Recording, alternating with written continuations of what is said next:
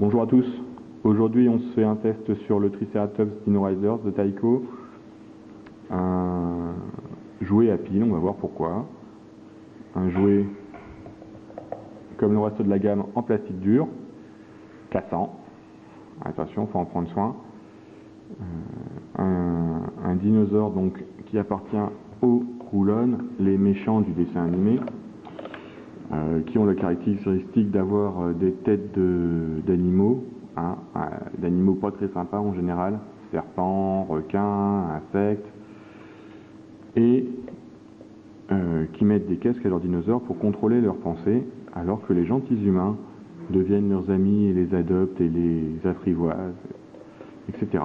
Donc le Triceratops, c'est un animal pris par les Roulones. On voit ici un jouet quasiment complet. Il manque juste une antenne radar. Donc avec les deux personnages fournis avec. Chacun donc, sur son petit siège avec les armes grises et rouges caractéristiques, grises à embout rouge caractéristiques de la gamme.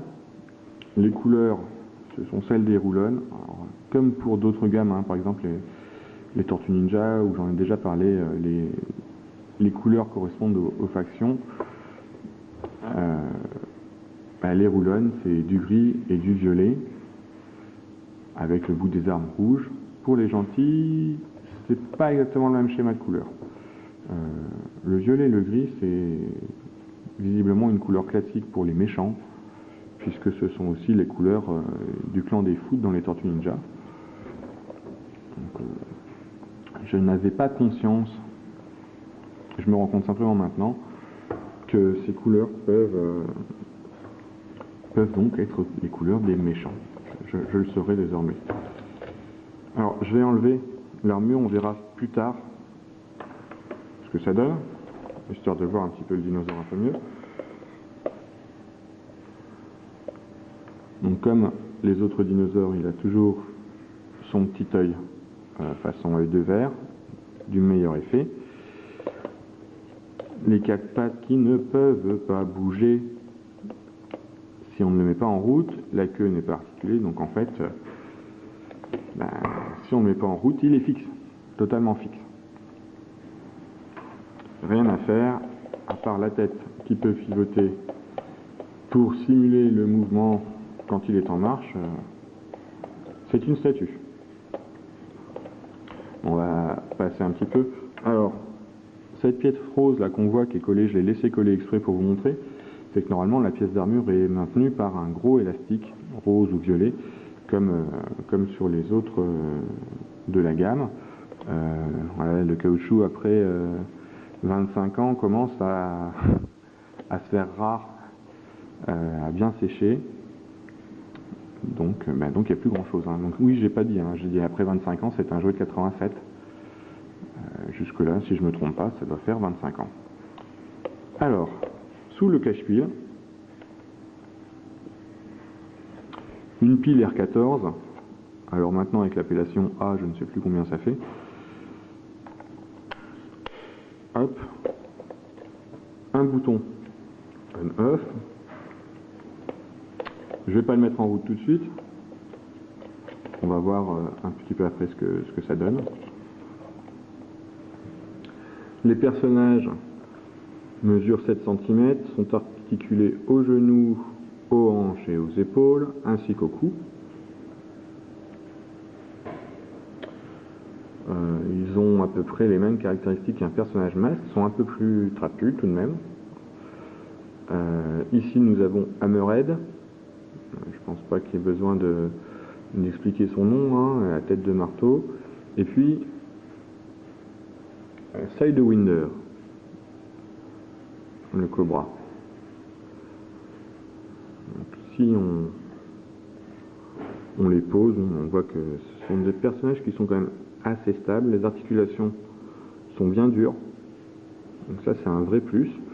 Même si ça peut être difficile, il peut être difficile de les placer quelquefois dans leur siège sans abîmer le siège. Pour ce qui est de l'armure et du harnachement, on a donc un casque qui se glisse dans les cornes, donc avec 2 trous pour les yeux et les cornes, tout simplement, qui tient très bien. Le seul endroit un peu souple du dinosaure étant les cornes, elles permettent tout à fait de faire passer le casque. Et puis tout ce harnais donc, qui permet de mettre un personnage en haut, un personnage derrière. Donc ici il manque l'antenne radar, comme j'ai déjà dit. Alors ce harnais, outre l'élastique normalement qu'on vient de voir pour le tenir, tient sur le dos de la bête grâce à ce petit ergot qui vient caler le harnais.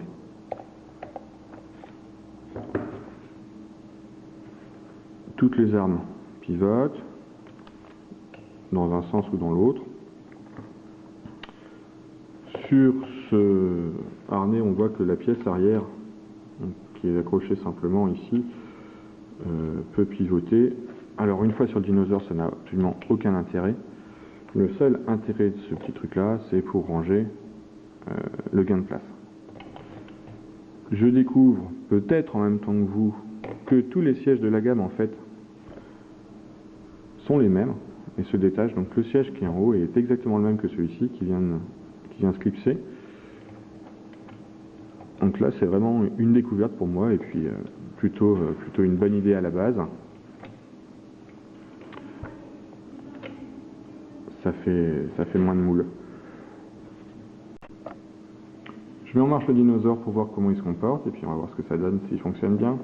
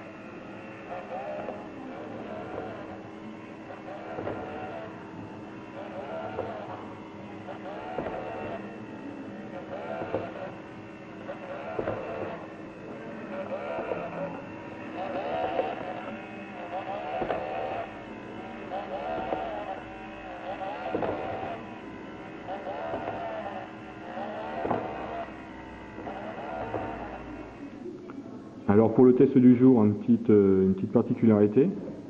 On va faire une course entre le Triceratops Tycho Dino Riders de 1987 et un Triceratops bien bariolé, Mattel de la gamme Imaginext et qui date de 2006. Pourquoi parce que tout simplement, la gamme Imaginext n'est qu'une pompée énorme de la gamme Dino Riders. Notamment la dernière vague, là, les dinosaures sont harnachés, équipés, armés, montés par des humains. On dirait une ressucée impeccable des Dino Riders, avec une sculpture adaptée aux enfants, puisque Imaginext c'était Mattel mais Fisher-Price, donc direction les petits enfants. Et puis donc ça explique aussi toutes ces couleurs. Donc on y va.